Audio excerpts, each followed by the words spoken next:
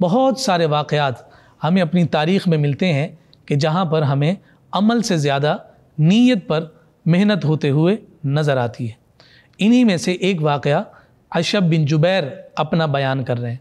कहते हैं कि मैं एक दफ़ा बाज़ार से गुज़र रहा था और एक शख्स आया और उसने मुझे रोक लिया। सलाम दुआ के बाद उसने मुझसे दरियाफ़्त किया कि तुम्हारी औलाद कितनी है, यानी तुम्हारे बच्चे कितने हैं। तो अशब बिन जुबैर कहते हैं कि मैंने उस शख्स को जवाब में बताया कि मेरी इतनी औलाद है। तो आने वाले दुआ सलाम करने वाले उस शख्स ने मुझसे कहा कि आइंदा के बाद तुम्हारे इन बच्चों की कफ़ालत मेरे ज़िम्मे है और उनका सारा नान नफ़क़ा तुम्हें पहुंचा दिया जाएगा।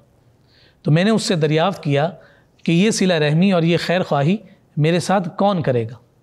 उसके जवाब में उस शख्स ने कहा कि ये मैं तुम्हें नहीं बता सकता।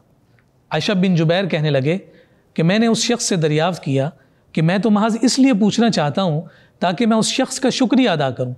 जिसके जवाब में उस शख्स ने जवाब में कहा कि मैं तुम्हें इसलिए नहीं बताना चाहता कि जो शख्स तुम्हारे साथ ये मामला कर रहा है वो तुम्हारी शुक्रगुजारी का मोहताज नहीं है और वो तुम्हारे साथ ये खैर ख्वाही और सिला रहमी तुम्हारे उस शुक्रिया के इवज़ में नहीं करना चाहता। अशब बिन जुबैर कहते हैं कि एक अरसे तक मेरे घर में राशन डलता रहा, नान नफ़क़ा आता रहा, मेरे बच्चों के सारे अखराजात पूरे होते रहे।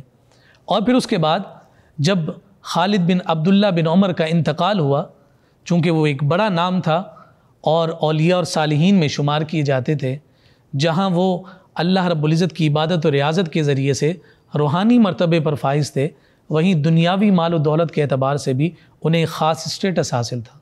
तो शहर में जब उनका जनाज़ा हुआ तो कहते हैं अशब बिन जुबैर कि हम भी उस जनाजे में शरीक हुए। वही शख्स मुझे मिला कि जिसने वो नान नफ़क़ा और ज़रूरियात ज़िंदगी का सामान मेरे घर में डलवाने का सिलसिला कायम कर रखा था।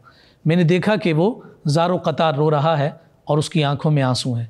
मैं जब उसे मिला तो उसने जवाब में मुझे कहा, जिस मोहसिन का तुमने मुझसे दरियाफ़्त किया था कि कौन है वो सिला रहमी करने वाला, कौन है वो खैर ख्वाही करने वाला कि जो मेरे घर में मेरी ज़रूरियात को पूरा करने के लिए और मेरे बच्चों की ज़रूरियात को पूरा करने के लिए राशन डलवाता है, जो तुमने सवाल किया था यही वो मोहसिन है जो आज इस दुनिया से पर्दा कर गया।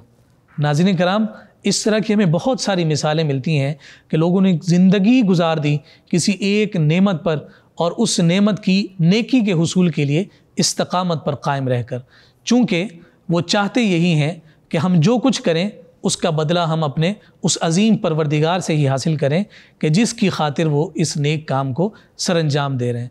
तो उसके लिए वो हर मुमकिन कोशिश करते हैं कि हमारे अमल में किसी तौर पर रिया दाखिल ना हो जाए और हमें कोई भी किसी एतबार से एहसान जतलाकर हमारे अंदर फ़ख्र, रिया या किब्र पैदा करने की कोशिश ना करे।